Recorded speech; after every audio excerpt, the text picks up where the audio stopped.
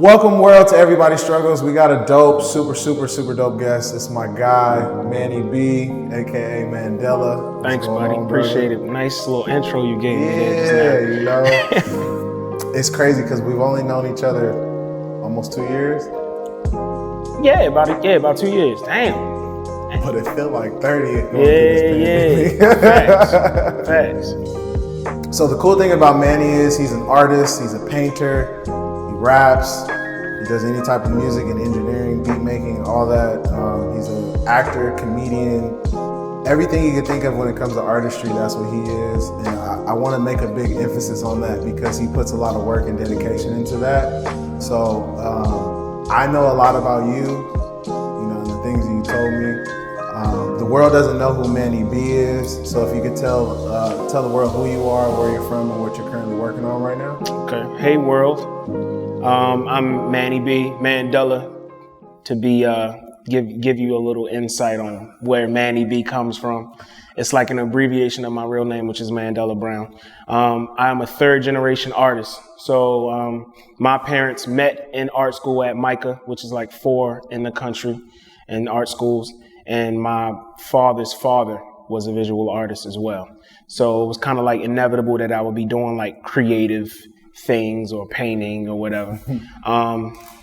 But for a good stint of my life, I kind of ran away or shied away from visual art because just comparing it to my predecessors and comparing it to my parents' work, I always kind of felt like it would never add up.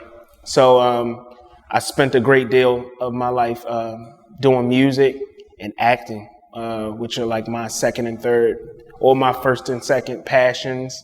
It's all pretty much the same thing. It's all creativity, but I started to delve deep into making music, in middle school and high school. And I got into acting in high school, and I actually chose to go to college for video, film, and theater focus. And that's where I went to Stevenson University and got my degree. So, yeah. That's beautiful. Tell us a little bit more about growing up in Baltimore. Okay. Baltimore, born and raised. I loved it. I mean, I understand the stigma that it has across the world. The response that people get when they hear my voice, they know where I'm from. But I was never really a product of my environment. I mean, what you hear is a product of Baltimore, but my mentality, I've always been a product of my imagination. And that's based on my parents. You know what I'm saying? I had, some real strong parents that they allowed me to be me. And they didn't let society dictate how I respond to the world. You know what I'm saying? It was more or less, When my homies was out in the street wilding out, I was painting pictures. And when I felt the need to jump off the porch and wild out, I always kind of reverted back to being creative. I couldn't do anything without being creative. So, my homies even back home, they even know me I'm always doing something creative no matter what time of day it is. Right.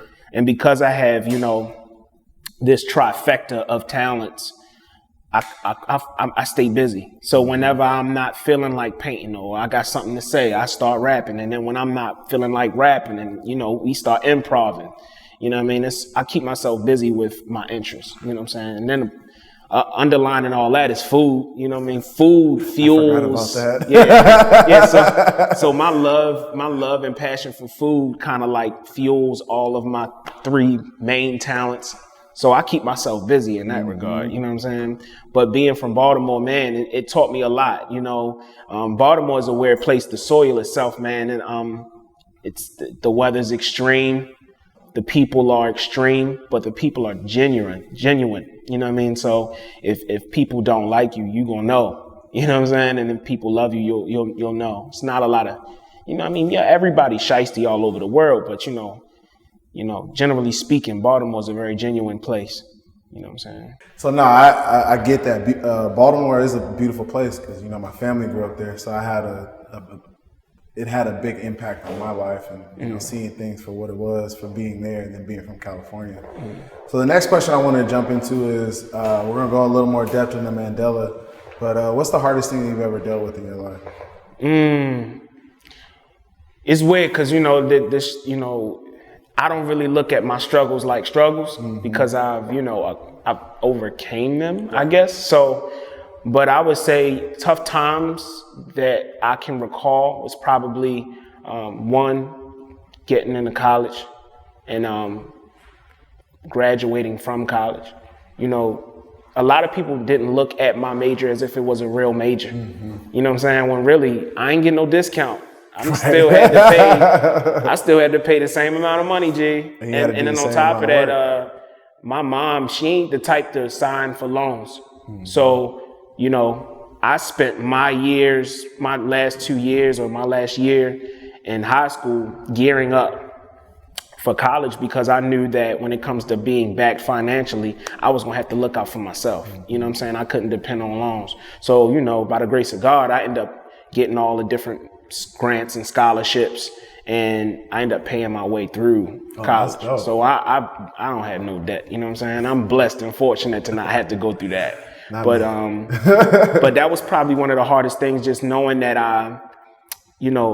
I learned better from an outward bound type of learning, you know what I mean? Hands on. So to be stuck in a class, that's kind of like my Achilles heel. I don't learn that way. Well, I always say that. I mean, history has proven otherwise. You know what I'm saying? I think that's one of the hardest things. And another hard thing is just recently, I've been living here in LA. July will make 2 years. So just the culture shock, even the trip over here, you know what I mean? I started to feel, I guess some would say corporate anxiety. I started to feel like I wasn't being fed spiritually. Felt like I was I was fulfilling someone else's dream, but mine was like stagnated. It was just like, you'll get to it when you get the time to, when really it was like, nah, man, when you gonna figure some things out. And I never forget, I had a job interview not a job interview. I guess he was really just scouting talent, but it was with Vic Carter. He's like a news broadcaster back home in Baltimore. And he asked me, he's like, when's the last time you took a risk? And that was a question that I couldn't really answer. Right. Because up until that point, I couldn't really tell you. And then it kept kind of like resonating with my spirit, like, yo, when you gonna really do something that's for you? And so I literally quit my job and drove here, or tried to drive here. My car broke down in Colorado. I had to get it shipped here, and then I had to figure out how I was gonna get here. That was a struggle, you know what I'm saying? But I'm here today. I'm here to laugh at it. I wasn't laughing while it was happening. And that's something that we talked about too. But I think every day it's a struggle. I have different struggles every day, especially being an artist. You know what I'm saying? There's a big balancing act that people don't see that I have to manage every day. What are some of the life struggles you've had as a person, going through the life that you've been through?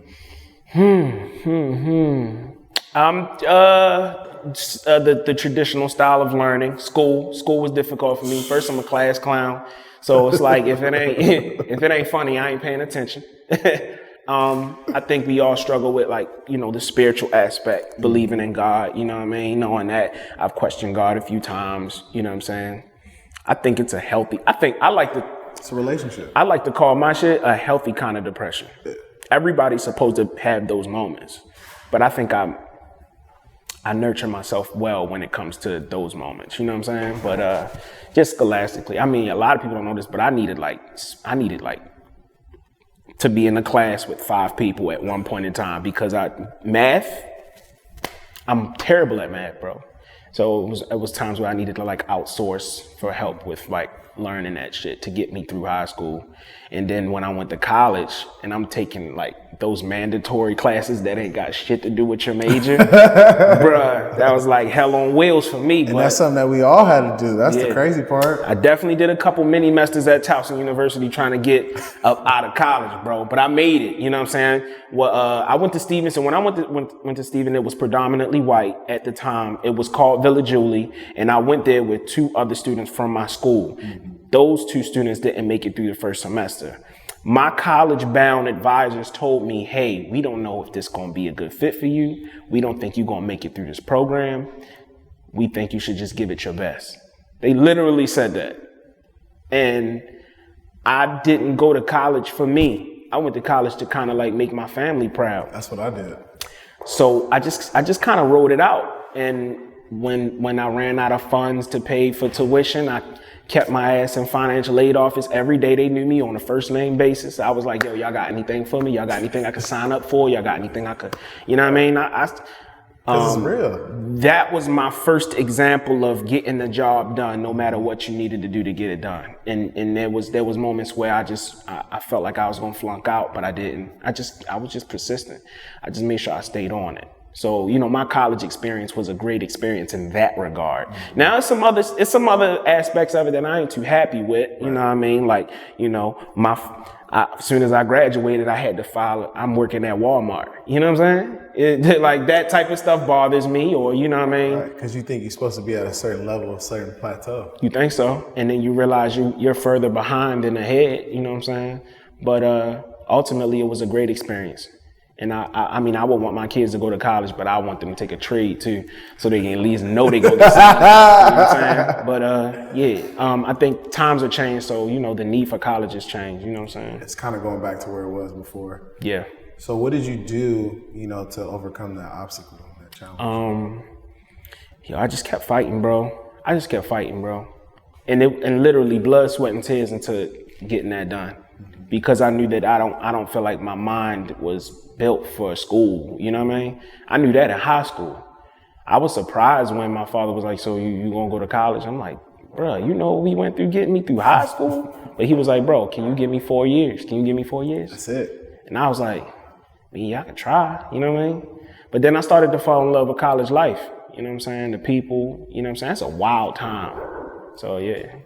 What did you do to overcome that anxiety, stress, and all that stuff you had as far as transitioning to college, to LA, you know, and kind of living the life that you're supposed to live, the hardship you had? I guess the different, you know, nuances that kind of are similar with my move to LA and then like getting through college was the culture shock. That was one piece. Mm-hmm. I mean, that's just something that's going to happen. The more that you see the world, the more that you know, think there are going to be drastic changes. But I think the big struggles that I think I just got over by giving it real time. You know, me and my father talk a lot, you know what I mean? But me and my father don't really talk about talent. As much as like I'm from a talented family, that's not even really the topic of discussion. My father is focused on work ethic, you know what I mean? You know, your integrity as a man, you know what I mean? The real stuff. The real shit. So I think the big thing here is just realizing that instead of wanting a result from doing something, I should really dive deep into the process and falling in love with what it takes to get to that result, because that's going to make you a better person. That's going to make you a better artist. Right. So I think that's the big struggle, is like, I be wanting shit now. You know what I'm saying? Like that's that millennial mentality. We always want things right away. I be wanting shit now. My father knows that. My mom knows that. But my father, even when I moved out here, he was like, yo, you know, it's going to be your hardest shit out here. And I'm like, what? He's like, you know, you realizing that you just need more time. You know what I mean? You moved out here with the fear of like you were running out of time. So of course, once you get here, but that's not how this works. You know what I'm saying? Especially in the business that I want to be in. I want to have a career in acting. I want to have a career with my artistry. So a lot of that shit just takes time. Right. You know what I'm saying? So I think that's the big struggle, is my constant bout with time and results and just wanting my shit now. Well, I mean, that's the thing. You're a dreamer, so you want things right away. And that's kind of how I am. I used to be very controlling. Now I'm not like that. I just kind of go with the flow now, because I can't control everything. The only thing I control is myself. Yeah. So the next question that I wanted to ask, you kind of jumped into it, answering the hardships. But what are some of your daily struggles that you have, you know, that's just that whole balancing act. You know what I'm saying? Regardless if I'm selling paintings, feeling fulfilled spiritually with my art, the bill's still gonna hit. They gonna hit every time, and they ain't gonna miss. So, you know, I have to partition my attention and work ethic into making sure the bill's paid, making sure my spirit's paid, making sure my body's paid. You know what I'm saying? Just understanding how it's like a Rubik's cube. You know what I mean? But every day it's in a different place. Right. So that's been a big struggle for me recently, and just how do I get past it? You know what I mean?